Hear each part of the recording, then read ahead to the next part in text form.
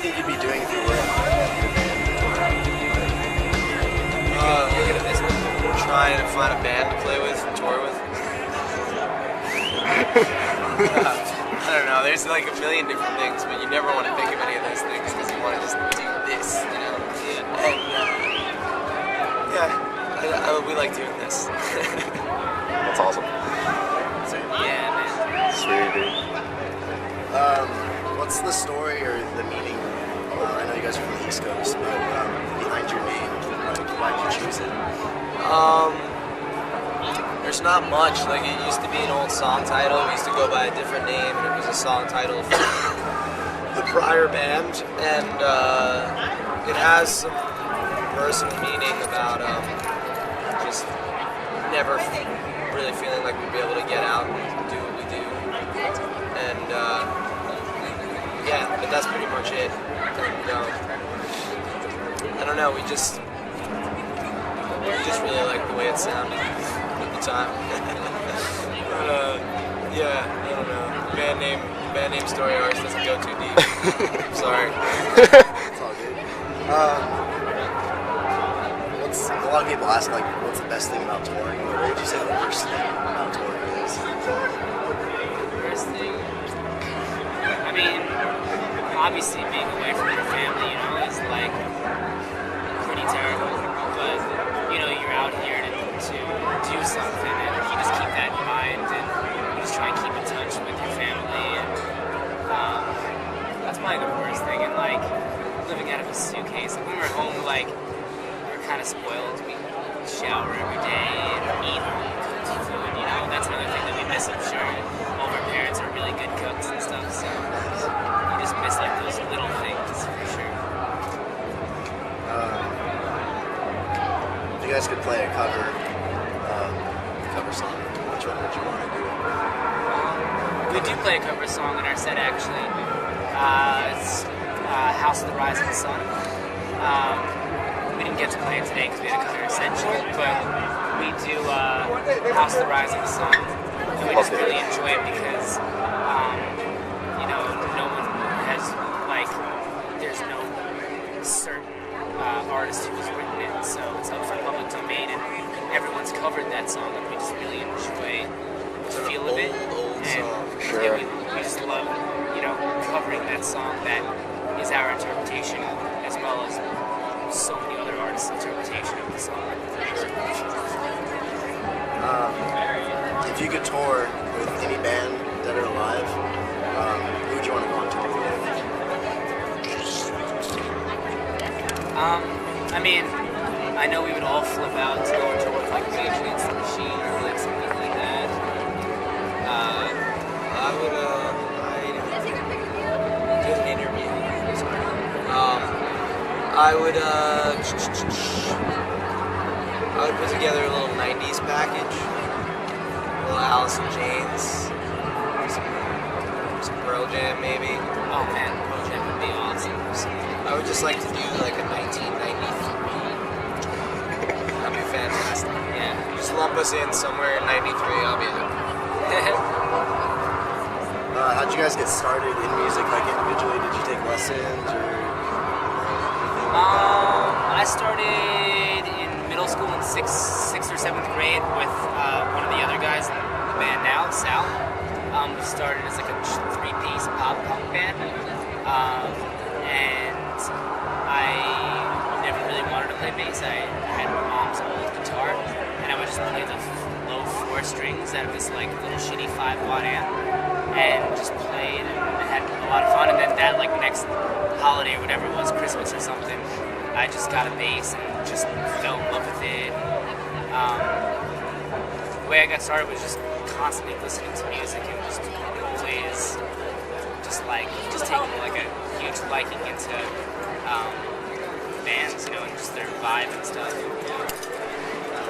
Yeah, there was always music in my house. Thank you. There was always music playing in my house. My dad always played music in the house when I was a kid. And there was a little like crappy classical guitar that my mom got as a kid that had like same situation, like 3 or 4 strings on it. I would mess around with that and like this little vibraphone thing and this Casio keyboard. I had like this little makeshift music world I had set up, and then my parents saw that I spent a lot more time down there playing with that stuff than anywhere else, and I was fortunate enough for them to buy me my first drum kit. And actually no, my first drum kit was from my neighbor who gave it to me, and that's how I started playing drums. Put it in the garage and fell in love with drums. And then my parents bought me my first drum kit, which I rarely left the basement after. Sweet. That's actually one of my other questions. Was like, if you could play another instrument in your band or another band, like when you play drums, what would you play? I would like to play saxophone. I can't play saxophone. I would like to play saxophone because I think it's like one of the sexiest instruments there is, man. My brother plays sax, or did at one time. That's awesome. Like I would play baritone sax. That's a fun because one. it gets so That's what my brother fucking plays. low. Yeah. You know, and then you can also get so high, and I like the range of that is unbelievable. It's so much power. Such cool looking instruments. Yeah, it's cool. Plus, I'm not a tall guy, and that sax would be mad funny Yeah. on me. Yeah, I mean, Boom. in like an Afro beat. What's one thing you want to do before you die? Like, a lot of people say, like, change someone's I've life. heard this question so many times in the past week. Yeah, they keep asking. I don't give a fuck, and I'm totally happy. Yeah. Like, I feel like that's when people have their midlife crisis, when they start thinking about that question, or like any type of crisis. It's just like, oh my god, I have so many things I want to do before I die. Yeah. That means you're not living. Yeah, we have a good You time. know? We don't have like a little list, so I guess that's good. Yeah. Yeah. What is your definition of success, and have you lived up to it? And if you have, like, when did it like hit you? You guys want alcoholic drinks? Sorry, man. I think they're all over. Yeah. I would head over Try that over way, by man. Zoomies. Yeah. That was like a joke question. Yeah. You can't buy alcohol. I'm sorry. What was the question again? Success. I forgot Oh, to- yeah. Yeah.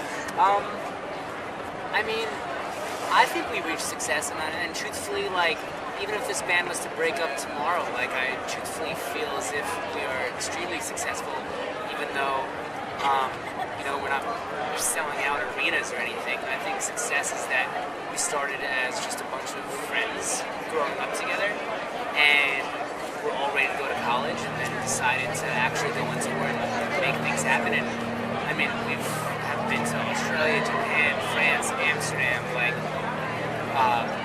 everywhere, man. The States, you know, for 4 or 5 years. Like, I'd say that, you know, I would be more than fine if we broke up tomorrow, and I would feel that we're pretty successful. I'd be a little I'd be upset. satisfied. What's up? I said I'd be a little upset.